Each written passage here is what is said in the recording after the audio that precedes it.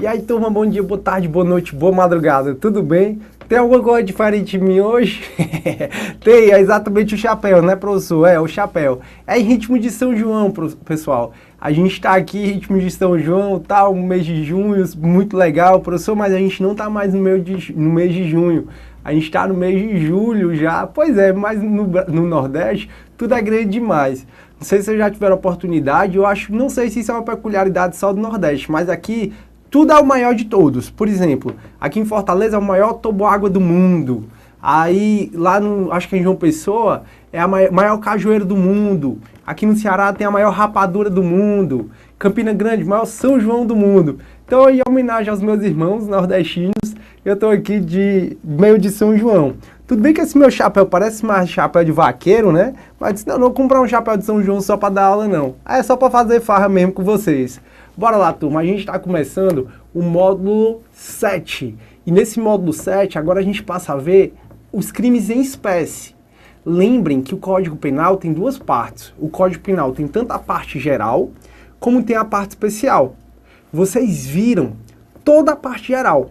A gente viu, turma, quase, se não todos, que eu acredito que foram todos os artigos, a gente deve ter deixado de ver 2, 3 artigos, assim, que eu falei e eu não mostrei especificamente. Então a gente viu todos os artigos do Código Penal, da parte geral, que vai do artigo 1º ao artigo 120. Então nós já vimos 120 artigos, olha aí que coisa boa. E fora esses 120 artigos, eu também falei de leis especiais, como a LEP, como a Lei dos Crimes Hediondos, a gente sempre foi falando de leis especiais. LEP é a Lei de Execução Penal, a Lei Maria da Penha, a gente foi sempre fazendo um link com as leis especiais. Quando eu acabar de gravar o módulo completo, eu vou perguntar ao João se ele quer que eu grave um módulo de legislações especiais, que a gente vê tortura, tráfico, terrorismo, Lei dos Crimes Hediondos e por aí vai. Desarmamento, né, que é muito importante também. Então veja, o Código Penal tem duas partes, tanto a parte geral como a parte especial. Acho que tá meio torto o meu... Pronto. E a parte geral, então, ela fala do que é crime, do que é pena, fala das extinções da punibilidade, fala de lei penal no tempo, no espaço, tudo isso é a parte geral que faz. A parte especial, que a gente vai entrar agora, a partir do artigo 121 até o final do Código Penal, essa parte especial, ela fala dos crimes em espécie. Então é agora que a gente vai estudar os crimes que existem no Código Penal. Então é agora que a gente passa a entender como é que funciona o homicídio, o aborto, o infanticídio, o furto, o estelionato, o latrocínio, os crimes contra a administração pública, como peculato, concussão, exação. Professor, mas só existem esses crimes da parte especial do Código Penal? Não. Além da parte especial do Código Penal existirem alguns crimes, tem vários outros crimes espalhados por aí. Como, por exemplo, lei de drogas, tem um crime do 28, do 33, do 35, do 37, por aí vai. Na lei de drogas tem, no terrorismo tem, na lei dos crimes ambientais tem. Então veja, existem outros crimes espalhados pela legislação especial. É certo que o senador Pedro Tax, que é o relator do projeto de lei do novo Código Penal, ele prometeu o Código Penal para esse ano, né? Vamos ver se vai sair ainda, o novo. E o que é que acontece? O novo Código Penal, entre várias outras mudanças, o novo Código Penal, ele trouxe, turma, entre várias mudanças, ele revoga muitas leis especiais e traz toda para ele, para o Código Penal. Então, a maioria das leis especiais que definem crimes, elas serão revogadas e entrarão no Código Penal. Então, todos os crimes farão parte do Código Penal. Vai ser muito legal. Nosso Código Penal, que é fininho, né, quando comparado ao Código Civil, o nosso Código Penal vai ser, acho que, ou igual ou até maior do que o Código Civil. Mas bora pra frente. O bom é que o professor de civil, ele sempre fica com duas partes do direito civil, né? 2 ou 3 no máximo. Nunca com o Código Civil todo. E já o professor de penal, como a gente geralmente pega penal todo, eita, a gente vai ter que ensinar o código todinho, eu quero ver, isso é massa. Vamos lá. Então, turma, a gente está iniciando um novo momento da nossa vida. Vamos deixar de... Já entendemos o que é o crime, já entendemos quais são as penas, entendemos o que são extinções da punibilidade, e agora a gente passa a um novo livro do Código Penal. A gente saiu do livro 1, digamos assim, que é a parte geral, e estamos indo para o livro 2, que é a parte especial. Nesse livro 2 começa tudo de novo. Título 1, título 2, título 3, porque você sabe que o código é dividido em títulos, os títulos são divididos em capítulos, podendo haver subcapítulos, os capítulos são divididos em seções e ainda tem as subseções. Então, a partir do artigo 121, o Código Penal ele começa com um novo título, que é exatamente o título 1, a partir do capítulo 1, que é exatamente o título 1. Só vou pedir ajuda aqui. Roberto, cadê o bichinho? Pessoal, esperei 2 minutinhos. Quero só saber cadê o bichinho. Para eu colocar o... Pronto, achou. Tá aqui. Valeu, galera. Turma, então veja. No título 1 tem dos crimes contra a pessoa. Começa tudo de novo aqui. Então, começa tudo de novo a contagem. Teve o título 1 da parte geral e agora tem o título 1 da parte especial. E o título 1 fala dos crimes contra a pessoa. Vocês vão observar que a organização dos crimes, ela não é feita de forma aleatória. A organização dos crimes, elas visam para proteger certos bens jurídicos. Então, nesse título 1, protege o bem jurídico pessoa. No título 2, protege o bem jurídico patrimônio. É por isso que furto, roubo e estelionato estão no título 2, porque protegem o patrimônio. Já o título 1, que fala dos crimes contra a pessoa, protege a pessoa em si. Por isso que tem dos crimes contra a vida, dos crimes de lesões corporais, dos crimes de periclitação à vida, à saúde. Todos esses capítulos, eles protegem um bem jurídico relacionado à pessoa. Então veja, a gente conversou e o Código Penal, ele é um decreto-lei 2848 que nasceu em 1940. E o Código Penal tem tanto a parte geral como a parte especial. Não esqueça, meus queridos amigos, que a parte geral foi toda reformada e em 1984 surgiu uma nova parte geral. O que a gente está estudando agora é essa parte especial, dos crimes em espécie. Dos crimes em espécie. E tanto a parte geral como a parte especial, elas são divididas em títulos. O título, pessoal, é a maior parte, assim, daquele livro. O livro 1, digamos assim, é a parte geral, e o livro 2, que não se chama de livro, o Código Civil chama de livro, mas o Código Penal se chama de parte mesmo.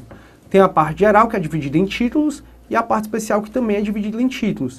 O que eu estou conversando com vocês é que esse título 1, eles protegem os crimes, ele traz crime, o título 1, que protegem a pessoa. E esse título 1 é dividido em vários capítulos. E esses capítulos, cada um protege um bem jurídico relacionado à pessoa. O primeiro capítulo, por exemplo, fala dos crimes contra a vida. O que a gente vai estudar? Os 4 crimes contra a vida. Infanticídio, aborto, homicídio, instigação, induzimento e auxílio ao suicídio. Tem também os crimes de lesões corporais, o capítulo 2 que vai falar de lesão corporal, que está no artigo 129, onde a gente vai estudar lesão corporal grave, lesão corporal culposa, lesão corporal gravíssima, leve. Tem um crime de periclitação da vida, a saúde, rixa, crimes contra a honra, que protege a honra do indivíduo, e crimes contra a liberdade individual. Então tudo isso a gente vai estudar. Esse título 1 ele é bem importante, então a gente vai ver quase todos os crimes mesmo deles. Agora vejam, dentro da parte geral, tem certos crimes que não caem com tanta frequência em prova. Aí esses crimes eu não vou falar de todos, porque senão eu não vou acabar o nosso curso completo, eu não vou acabar nunca se eu for falando de crime por crime. Mas eu vou tentar falar do máximo de crimes possíveis e principalmente os que caem muito em prova. No título 1, cai muito em prova. Aqui na parte geral, na parte especial, perdoe-me, cai muito em prova o título 1, que é dos crimes contra a pessoa. Cai muito em prova o título 2, que é dos crimes contra o patrimônio, e cai muito em prova o título 11, que é dos crimes contra a administração pública. Geralmente são esses os títulos que mais caem. O 1, crimes contra a pessoa, o 2, crimes contra o patrimônio, e o 3, crimes contra a administração pública. É por isso que eu vou fazer nessa ordem. Eu vou ver o título 1, o título 2 e depois eu vou seguir para crimes contra a administração pública. Eu vou pular do 2 para o 11. Por quê, professor? Porque aí eu já beneficio a maioria, ou grande parte dos meus alunos, porque geralmente cai só esses 3 títulos, dependendo do seu concurso. Agora, se você vai fazer concurso de promotor de justiça, de delegado, aí a gente vai ter que estudar mesmo praticamente do título 1 até o título 11. Então eu vou ver o título 1, depois o 2, depois o 11. Aí depois eu volto para ver o 3, o 4 e assim por diante. Porque, por exemplo, para delegado, para promotor, com certeza cai crimes contra a dignidade sexual. Mas nem sempre cai para um analista, para um técnico. Então por isso que eu vou ver nessa ordem, porque aí eu agrado, ou pelo menos tento agradar, né? Porque ninguém agrada todo mundo, mas pelo menos eu tento agradar muitas das pessoas que estão assistindo às aulas. Tranquilo? Então bora lá. A gente começa a falar então do artigo 121, do capítulo 1º do título 1. Título 1 dos crimes contra a pessoa. Capítulo 1º dos crimes contra a vida. Só vamos relembrar algumas coisas. Eu até revisei na aula de extinção da punibilidade, há uma matéria que você estuda em processo penal, que é exatamente tribunal do júri. E não custa nada a gente relembrar que o artigo 5º, inciso 38 da Constituição Federal, fala dos crimes de competência do tribunal do júri. E o tribunal do júri tem competência para julgar crimes dolosos contra a vida. Professor, só esses? Não caia nessa pegadinha. Prevalece que a Constituição trouxe o mínimo de competência do tribunal do júri. E qual é o mínimo de competência do tribunal do júri? São exatamente os crimes dolosos contra a vida. E esses crimes dolosos contra a vida é o mínimo de competência do tribunal do júri, porque a lei tanto pode como já ampliou a competência do tribunal do júri. Quando você for estudar competência no processo penal, que está a partir do artigo 69, vão ter lá um tipo de competência que é a conexão. E quando você for estudar competência, o professor de processo penal vai falar, olha, o tribunal do júri ele é competente para julgar os crimes dolosos contra a vida e os que lhes são conexos. Então o tribunal do júri julga tanto o crime doloso contra a vida e o que lhes são conexos. Conexão, eu até precisei já falar no módulo passado, está no artigo 76 do Código de Processo Penal. E conexão é uma relação, meus queridos amigos. São crimes que têm relação um com o outro. Aí você vai estudar a conexão intersubjetiva, conexão objetiva e a instrumental ou probatória, com o professor de processo penal. Então veja, a gente vai estudar os crimes contra a vida. Dentro dos crimes contra a vida, tem 4 crimes dolosos e 1 crime culposo. Esses 4 crimes dolosos são os que são de competência do tribunal do júri. Esses 4, e os que são conexos, os que têm relação com eles no caso concreto. Vou falar quais são já, vou falar exemplos já. Quais são os 4 crimes dolosos contra a vida que a gente vai estudar aqui? A gente vai estudar aqui o homicídio doloso, o aborto, o infanticídio, o induzimento, instigação e auxílio ao suicídio. Esses 4 crimes são previstos na forma dolosa. Dos 4, o único que além da forma dolosa tem forma culposa, que é aquela forma não intencional, é a forma que acontece, é o crime que acontece por negligência, imprudência ou imperícia, é o homicídio. O homicídio é o único que é previsto na forma dolosa e culposa. Os outros, o infanticídio, o aborto, instigação, induzimento, auxílio ao suicídio, todos eles são previstos tão somente na forma dolosa. Aí, turma, o que é que acontece? Esse chapéu tá dando coceira que eu vou já tirar. Acho que tá muito tempo guardado. Aí, turma, então, sendo quaisquer desses 4 crimes, e os 3 só acontecem se for na forma dolosa, e o homicídio sendo doloso, a competência vai ser do tribunal do júri. Professor, só são esses 4? Meus amigos, só são esses 4. Os crimes dolosos contra a vida. Agora, por que os Nardoni foram processados e condenados, já falei isso, pelo tanto o homicídio da Isabela Nardoni, como também pela fraude processual? Bom, fraude processual não é crime doloso contra a vida, porque não está dentro desses 4. Fraude processual é crime contra a administração da justiça, que está lá no título 11 do Código Penal. Título 11, capítulo 3. título 11 dos crimes contra a administração pública. Então por que os Nardoni foram processados? Pelo homicídio da Isabela mais a fraude processual. Porque no caso concreto, a fraude processual, ela tem relação com o homicídio. Aí ela é conexa com o homicídio. Por que o Bola e o goleiro Bruno foram processados pelo homicídio da Elisa Samúdio, mais o sequestro cárcere privado do bebê e dela? Exatamente, pessoal, sequestro cárcere privado não é crime doloso contra a vida, mas no caso concreto teve relação com o homicídio, teve conexão com o homicídio. Então, em rapidíssimas palavras, a gente vai estudar então os 4 crimes que são de competência do tribunal do júri. E além desses 4 crimes, a gente vai estudar o homicídio culposo, que não é competência do tribunal do júri. E o Código Penal, então, ele começa com o título 1, que fala dos crimes contra pessoas, capítulo 1 dos crimes contra a vida, e o primeiro crime, que é o do artigo 121, é exatamente o crime de homicídio, que está então no artigo 121 do Código Penal. E qual é a topografia do crime? Professor, o que diabo é topografia do crime? Turma, topografia do crime é como esse crime está estruturado pelo legislador. Como o legislador estruturou esse crime? Bom, no caput, e caput vem do latim, que significa cabeça do artigo, caput é o que está escrito no artigo, tipo artigo 21, no caput dele, que não está no parágrafo, que não está no inciso, que é o caput, que está logo no começo, o caput, ele fala do homicídio simples, e é o homicídio doloso simples. Então o caput, ele está falando do homicídio simples. Já o parágrafo 1º, a gente vai ver o homicídio privilegiado.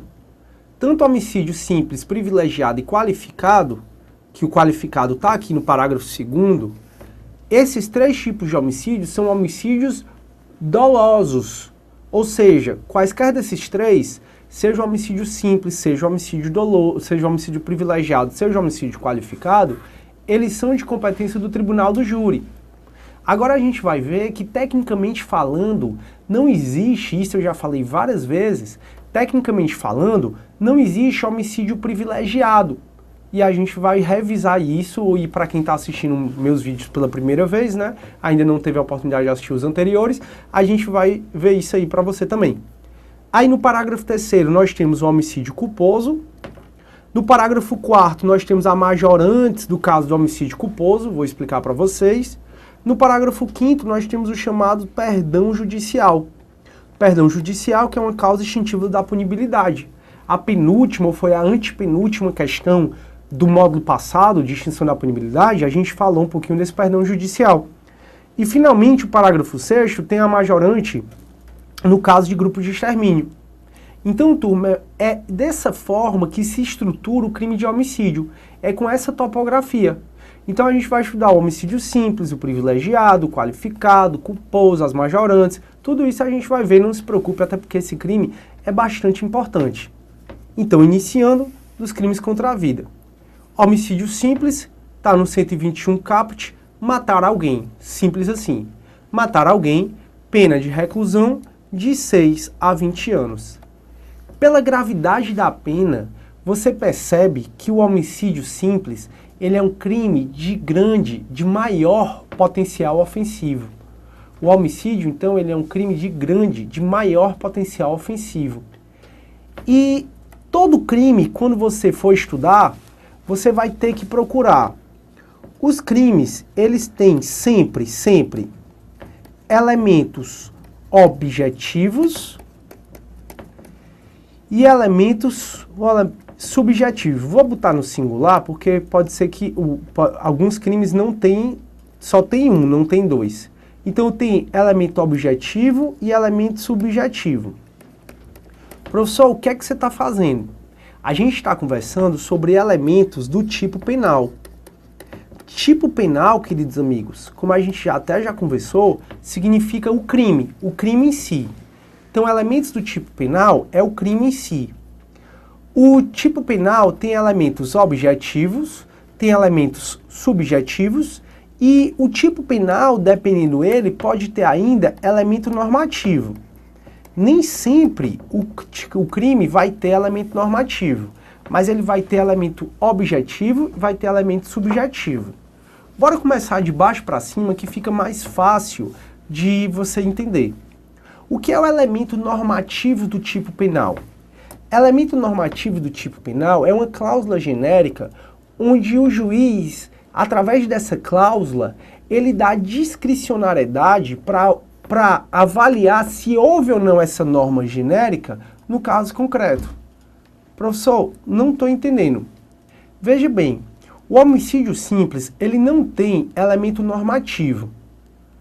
Mas o artigo 244, por exemplo, que fala de abandono intelectual, ele tem elemento normativo. Lá no 244, que fala de abandono intelectual, diz assim: deixar os pais de prover a instrução primária de filho em idade escolar. Então, os pais deixarem sem justa causa de prover a instrução primária de filho em idade escolar é o artigo 244. Então, observe na leitura desse artigo 244 que fala deixar os pais sem justa causa de prover a instrução primária de filho em idade escolar. Esse sem justa causa é um elemento normativo. Sem justa causa é uma cláusula geral, é uma cláusula genérica, onde o juiz tem discricionariedade para avaliar se no caso concreto houve ou não aquela justa causa. Como assim? O crime de abandono intelectual, ele só se consuma então se os pais poderiam ou podiam prover a instrução primária de filho em idade escolar, mas mesmo assim eles não deram essa instrução primária. Só que o crime diz deixar os pais sem justa causa.